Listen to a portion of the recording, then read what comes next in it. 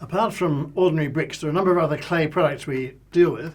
One is this. This is a paving tile, cream paving tile, and if you turn to the other side of it, you see the maker's name on it, which appears to read I Glue. It's almost certainly John Glue, but for some reason they haven't got a J to use on the mould.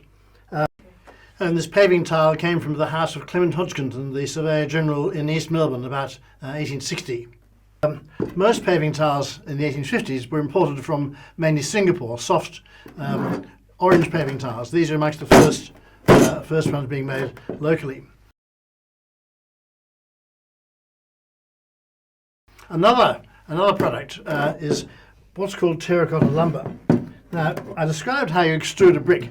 Terracotta could be extruded in the same way to make blocks, and you could build a whole wall, partition wall, out of a block like this.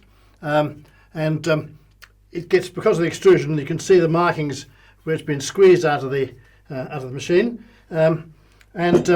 These provide relatively lightweight, flexible partitions, especially in office buildings.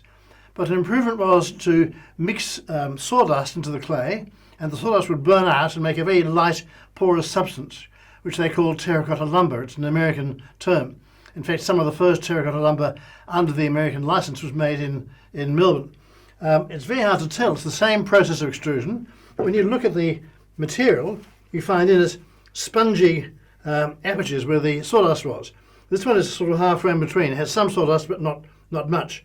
The lightest version of terracotta lumber you could actually saw with an ordinary saw and nail into. So it was used like timber, hence the name terracotta lumber. It came in all sorts of different shapes. This is another one. And once again, it could be solid terracotta or it could be terracotta lumber, the same look and so on. It's only this section of it which gives you clues to which material it is.